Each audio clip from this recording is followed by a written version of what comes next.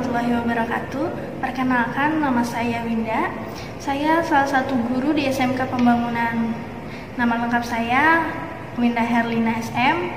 Saya mengajar salah satu dari mata pelajaran otomatisasi tata kelola perkantoran. Guru mapel apa sih sebenarnya si ibu ini? Nah, mungkin salah satu dari kalian ada yang baru melihat saya, bahkan mungkin ada yang sudah sering melihat saya tapi nggak tahu bahwa saya itu ngajar kelas 11. Saya mengajar salah satu mapel OTKP, yaitu judulnya Otomatisasi Tata Kelola Keuangan. Ya, di situ salah satu mata pelajaran C3 yang ada di jurusan Otomatisasi Tata Kelola Perkantoran. Oke. Kalau untuk kelas 11 pasti ketemu sama saya. Saya mau tanya dulu deh. Kalian tahu nggak sih otomatisasi tata kelola keuangan itu apa sebetulnya?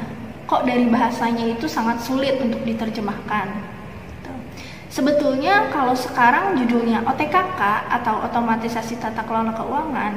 Nah dulu sebelum ada revisi kurikulum 2013 itu namanya administrasi keuangan, ya, dimana di dalamnya membahas segala ruang lingkup dari sebuah keuangan. Materi apa yang akan kita pelajari untuk pembahasan yang pertemuan kita yang pertama ini? Yuk kita langsung lanjut. Ada kompetensi dasar 3.1 atau bab 1 yang akan kita bahas. Ya. Saya harap kalian sudah siap untuk mendengarkan penjelasan dari saya kali ini. KD 3.1 itu berjudul Ruang Lingkup Administrasi Keuangan. Artinya kamu harus tahu dulu nih sebelum kamu belajar administrasi keuangan, kamu harus tahu dulu apa sih pengertiannya, apa manfaatnya, apa fungsi dari administrasi keuangan tersebut. Kalau misalnya kita membahas tentang keuangan, sudah pasti berhubungan dengan hitung-menghitung, berhubungan dengan angka, apalagi berhubungan dengan yang namanya rupiah. Itu kita tidak akan luput yang namanya hitungan, ya. Namanya judulnya aja kan otomatisasi tata kelola keuangan. Oke, pembahasan yang pertama akan saya jelaskan yaitu pengertian dari administrasi keuangannya tersebut, ya. Mungkin sebagian dari kalian sudah ada yang paham apa sih pengertian dari administrasi keuangan atau sudah tidak asing lagi dengan bahasa administrasi keuangan, ya. Administrasi keuangan itu terdiri dari kata administrasi ditambah dengan kata keuangan, maka terbentuklah dia sebuah kata administrasi keuangan, ya. Dimana masing-masing pengertiannya sudah saya cantumkan di sini, ya. Kalian bisa lihat PowerPoint-nya. Administrasi adalah sebuah kegiatan penyusunan dan pencatatan data informasi secara sistematis dengan tujuan untuk menyediakan keterangan serta memudahkan memperolehnya kembali secara keseluruhan dan dalam satu hubungan satu sama lain. Ya, itu pengertian dari administrasi. Nah, di sini sudah saya garis bawahi bahwa intinya administrasi itu adalah sebuah penyusunan dan pencatatan secara sistematis. Nah, silakan kamu tanamkan di otak kamu bahwa pengertian administrasi adalah penyusunan dan pencatatan data secara sistematis. Oke. Nah, kemudian apa sih keuangan itu? Keuangan terdiri dari kata uang. Ya, pasti kalian semua tahu uang itu adalah alat pembayaran. Tapi kalau keuangan itu apa sih pengertiannya, Bu? Oke. Keuangan itu adalah segala sesuatu yang berhubungan dengan uang, ya. Segala sesuatu yang berhubungan dengan uang itu pasti disebut keuangan. Nah, kemudian setelah dua kata itu kita satukan, maka akan menjadi sebuah kalimat. Administrasi keuangan adalah suatu kegiatan yang berhubungan dengan pencatatan, pengurusan dalam mengelola keuangan, baik penerimaan maupun pengeluaran uang dalam setiap usaha kerjasama sekelompok manusia untuk mencapai suatu tujuan. Nah, setiap segala suatu kegiatan yang dilakukan oleh manusia itu pasti mempunyai tujuan. Oke. Kemudian, ada apa lagi sih di administrasi keuangan itu?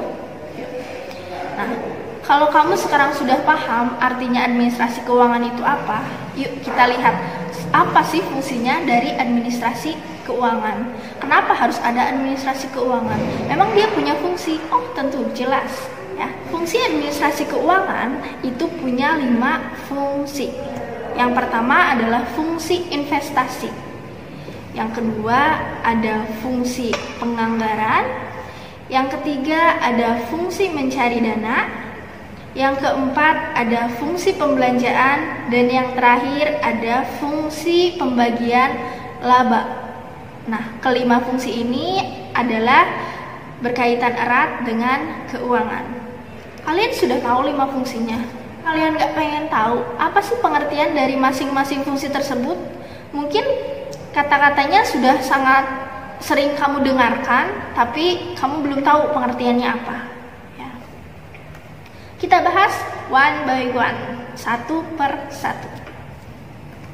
Sini ada fungsi investasi. Fungsi investasi itu meliputi bagaimana pengelolaan dana atau uang ke dalam aktiva-aktiva yang akan digunakan untuk berusaha, ya, untuk mencapai sebuah tujuan. Dana tersebut bisa berasal dari modal sendiri atau modal dari luar, ya. Secara garis besar, keputusan investasi ini dikelompokkan ke dalam 2 jenis. Ya. Ada investasi jangka panjang dan ada investasi jangka pendek. Nah, investasi jangka pendek ini meliputi investasi yang berupa kas, persediaan, piutang, dan banyak lainnya. Kemudian, kalau investasi jangka panjang itu berupa gedung, tanah, kemudian peralatan produksi, kendaraan, dan lain sebagainya. Investasi jangka pendek, contohnya uang kas kalian, itu investasi jangka pendek, ya.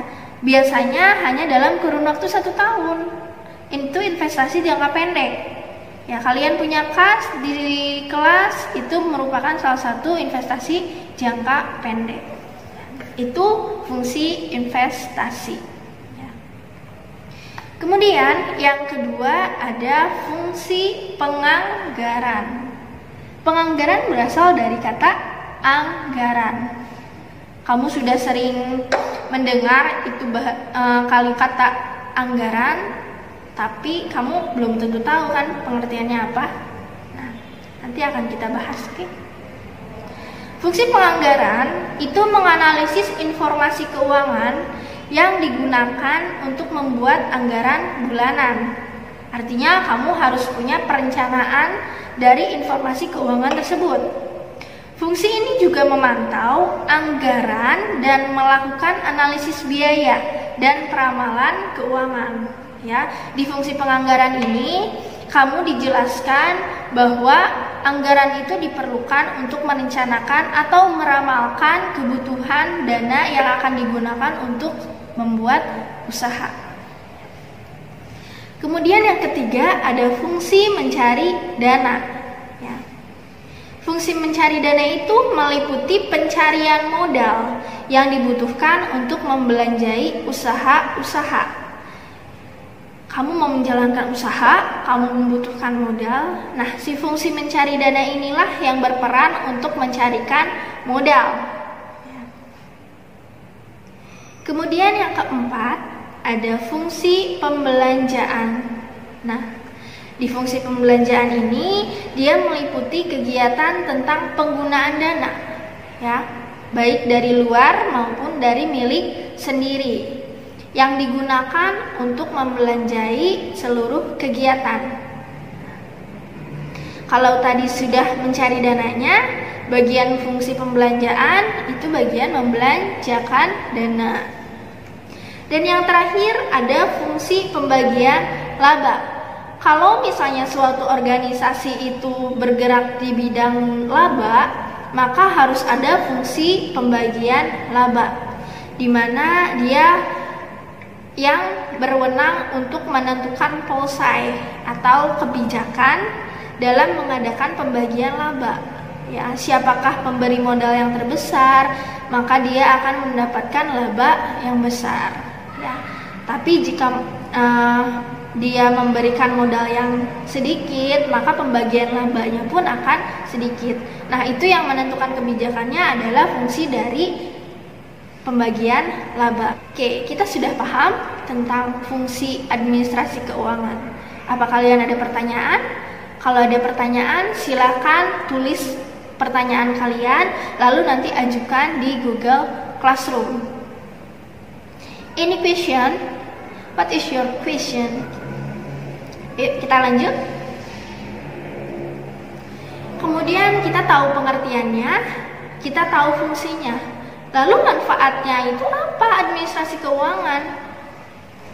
Yang pertama, manfaat dari administrasi keuangan adalah keuangan organisasi menjadi teratur. Artinya dia tidak acak-acakan. Dia membuat sesuai dengan pedoman karena adanya administrasi keuangan tersebut. Kemudian yang kedua, kondisi keuangan mampu dikendalikan dan dikoordinasikan dengan baik. Kemudian manfaat yang terakhir, ini berkurangnya kekeliruan dalam sistem informasi dan laporan keuangan. Ini ketiga manfaat ini saling berhubungan. Pada intinya, dengan adanya administrasi keuangan, maka pelaporan keuangan sebuah organisasi itu menjadi terkendali, menjadi terencana, menjadi teratur. Itu tiga manfaat dari adanya administrasi keuangan. Oke, kita lanjut lagi. Kemudian di administrasi itu ada bagian-bagian komponen tugas administrasi keuangan. Ya, sini saya akan menjelaskan ada 8 komponen tugas administrasi keuangan. Komponen yang pertama yaitu bagian perencanaan keuangan.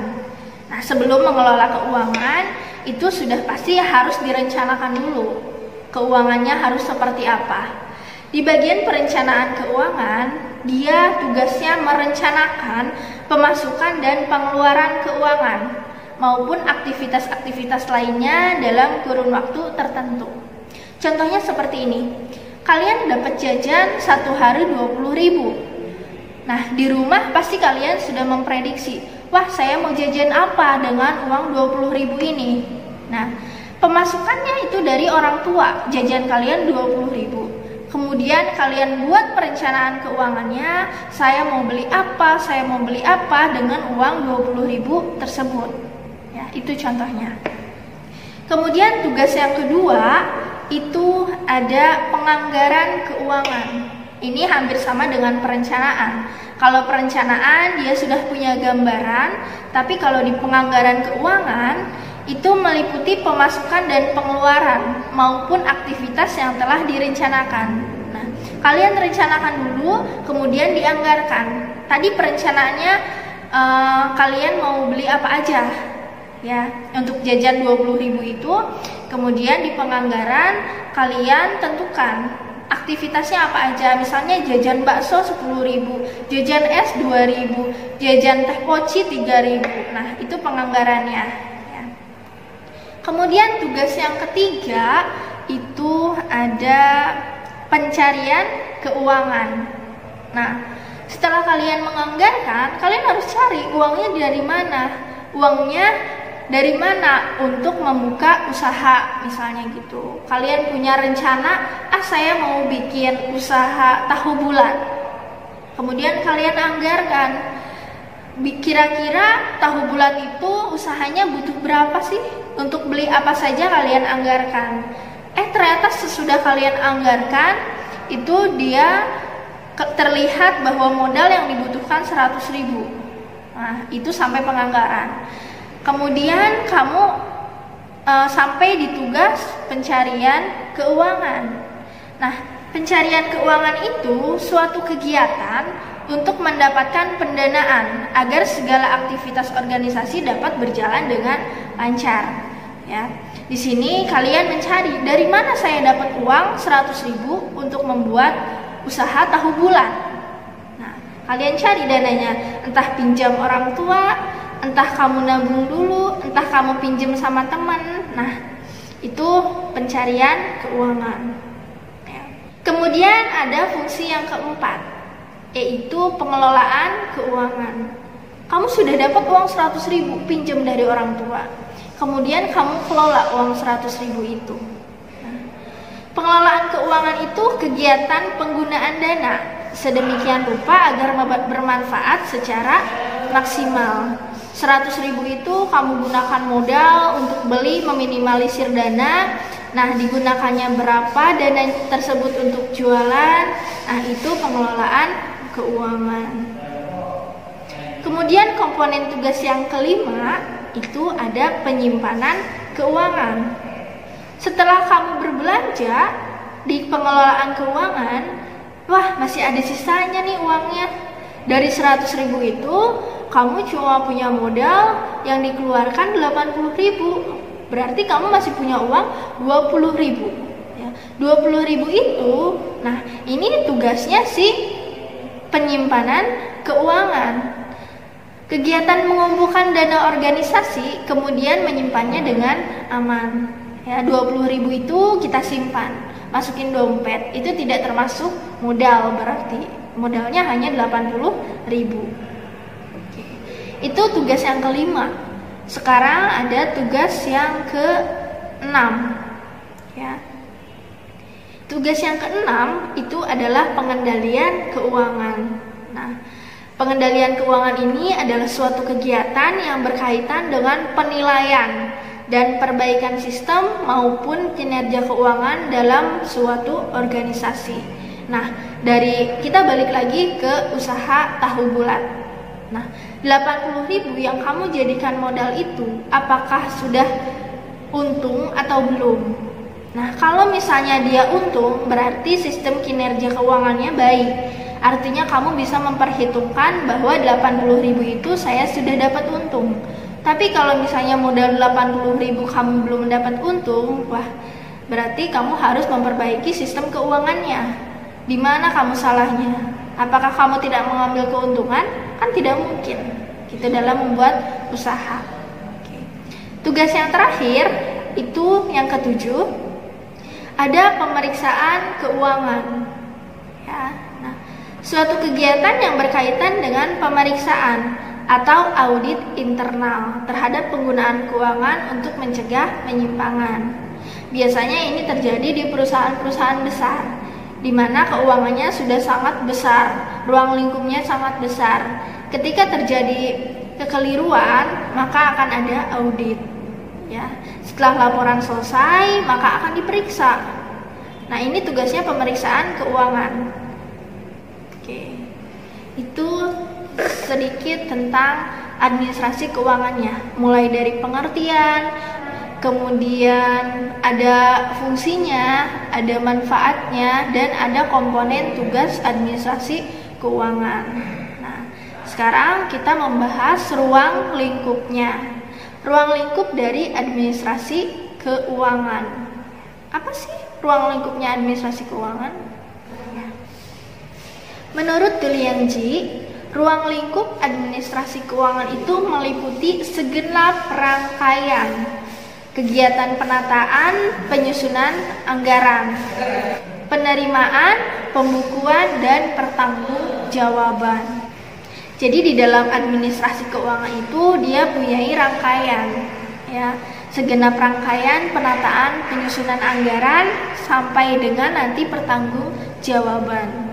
Ya, itu ruang lingkupnya. Nah, di dalam ruang lingkup administrasi keuangan, nah, ada beberapa bidang yang menggunakan aplikasi administrasi keuangan. Ya, siapa aja sih bidang yang mengaplikasikan administrasi keuangan? Nah, ada 3 bidang. Yang pertama itu ada administrasi keuangan negara. Nah, di negara kita ini sudah pasti menggunakan administrasi keuangan karena keuangannya sudah sangat luas, tidak mungkin dia tidak menggunakan administrasi keuangan.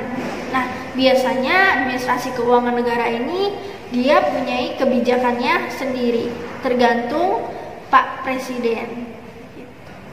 Yang kedua ada administrasi keuangan daerah, di mana keuangan daerah pun dia memiliki kebijakannya sendiri, ditentukan oleh pemerintah provinsi atau pemerintah kota kabupaten. Yang ketiga ada administrasi keuangan bisnis. Nah, ini yang biasanya digunakan oleh para pengusaha dalam menjalankan sebuah usaha. Nah, bisnis pun harus memiliki administrasi keuangan.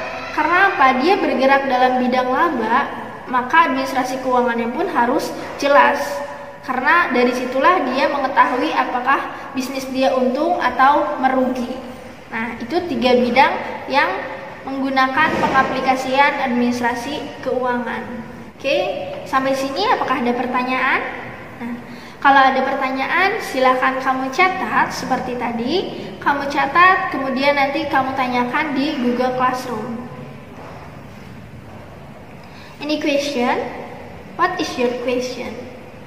Materi selanjutnya adalah mengenal anggaran perusahaan. Kamu pernah mendengar kata anggaran? Nah, oke. Kemudian apa itu anggaran perusahaan?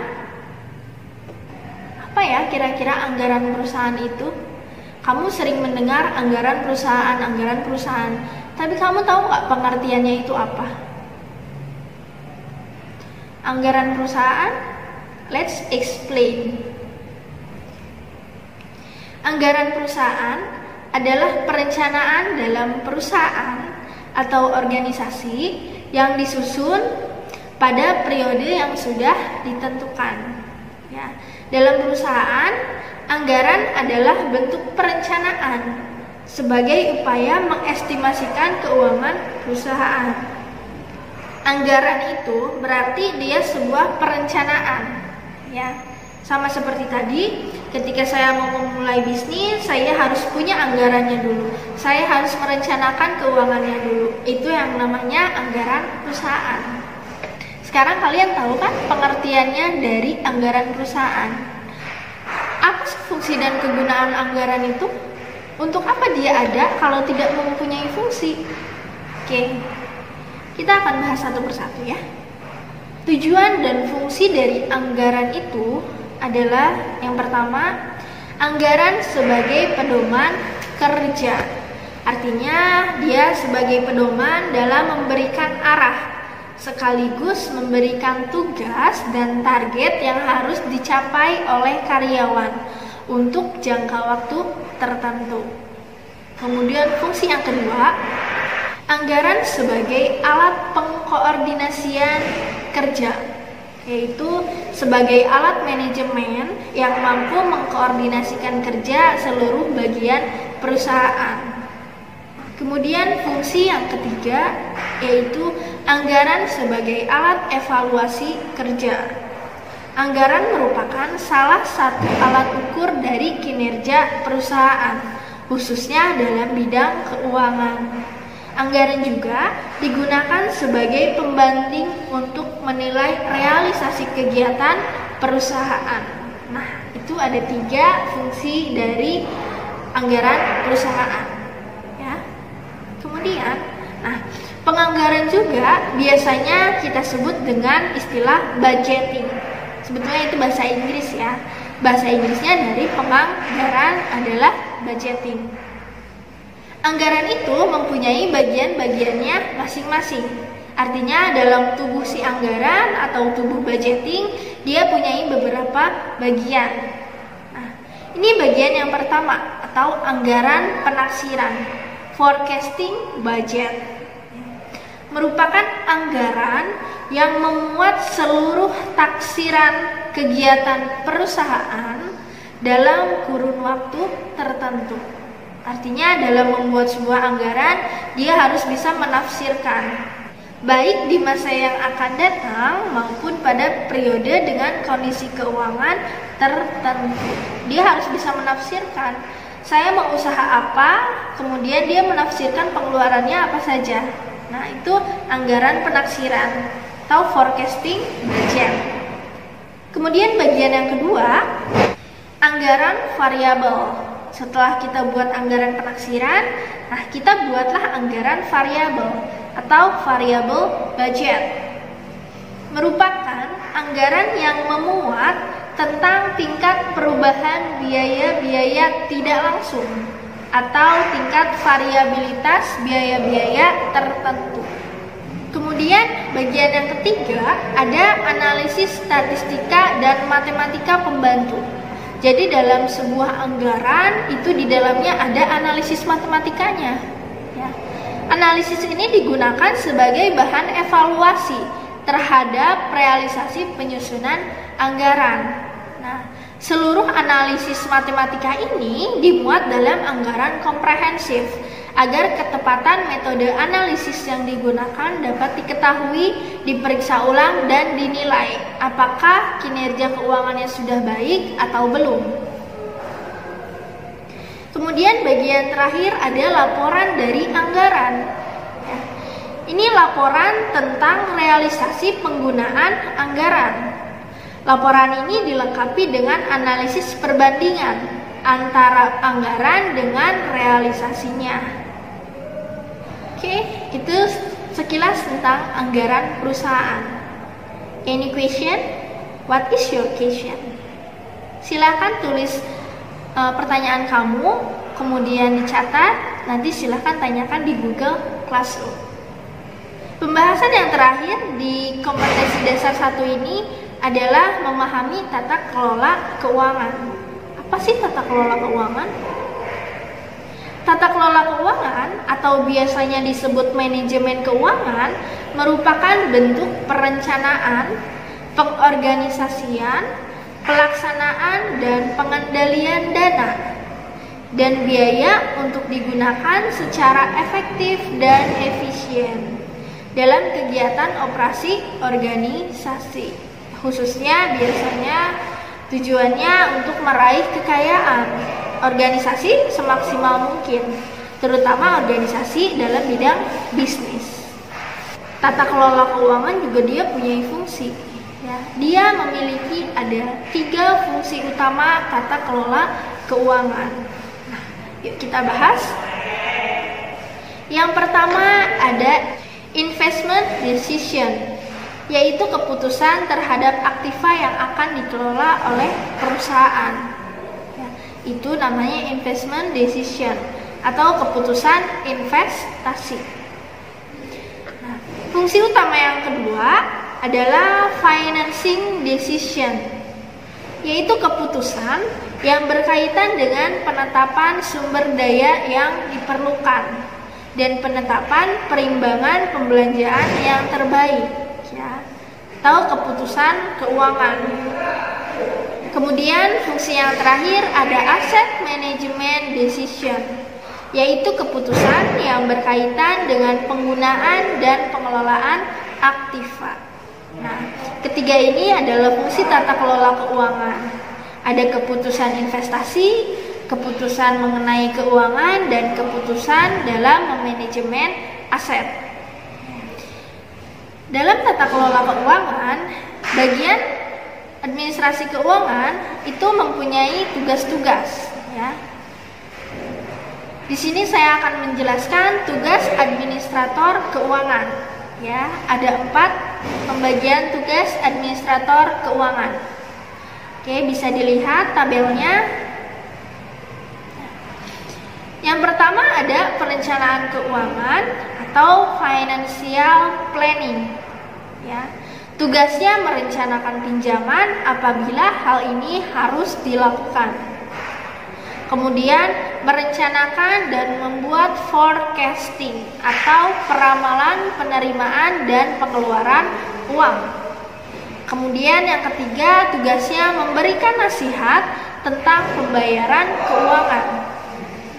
Dan yang terakhir, tugas dia adalah menyusun laporan keuangan. Kemudian tugas administrator keuangan yang kedua ada pengelolaan uang kas atau cash management. Tugasnya ada 4. Yang pertama, membuka rekening bank dan melakukan setoran atau deposit. Tugas yang kedua, mengatur kas kecil dan giro bank. Kemudian tugas yang ketiga, mengatur pembayaran atas kewajiban yang sudah jatuh tempo. Dan tugas yang terakhir, menyelenggarakan catatan tentang transaksi kas. Nah, biasanya di tugas administrator pengelolaan uang kas, dia adalah si bagian yang memegang uang. Nah, tugas yang ketiga ada pengelolaan kredit atau credit management. Tugasnya mengatur tagihan-tagihan kepada pihak kreditur. Dan tugas administrator yang terakhir ada pengurusan surat berharga atau security flotation. Tugasnya mengatur pembayaran kembali pinjaman atau angsuran. Dan yang kedua, tugasnya menandatangani cek. Nah, biasanya pengurusan surat berharga itu dipegang oleh yang kedudukannya sudah lumayan tinggi. Ya, biasanya pejabat-pejabat perusahaan.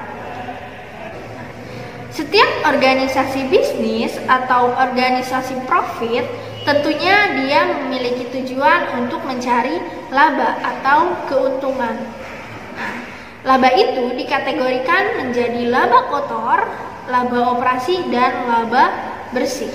Nah, apa kaitannya dengan tata kelola keuangan?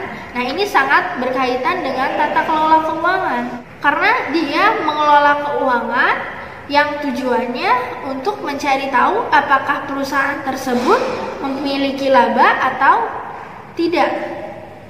Nah, laba itu tersebut dibagi menjadi 3 kategori. Ada laba kotor, laba operasi, dan laba bersih. Nah, ilustrasinya seperti ini. Kita memiliki sebuah perusahaan yang bertujuan untuk mencari laba. Nah, labanya tersebut ada 3 jenis. Yang pertama ada laba kotor atau gross profit. Yang kedua ada laba operasi. Dan yang ketiga ada laba bersih. Nah, ketiganya ini memiliki fungsi yang berbeda-beda karena kategorinya pun berbeda. Oke, sekian yang bisa saya sampaikan kepada kalian semua. Mudah-mudahan apa yang saya jelaskan bisa kalian terima dan kalian resapi serta kalian pahami, ya. Sekali lagi saya ingatkan, jika ada pertanyaan silahkan kalian catat, kemudian silahkan kalian tanyakan di Google Classroom mata pelajaran saya nanti, ya. Oke, thanks for your attention. Terima kasih atas perhatiannya. Mudah-mudahan kita bisa segera berjumpa tatap muka di sekolah agar saya pun bisa lebih mengenal kalian satu per satu. Oke, terima kasih. Assalamualaikum warahmatullahi wabarakatuh.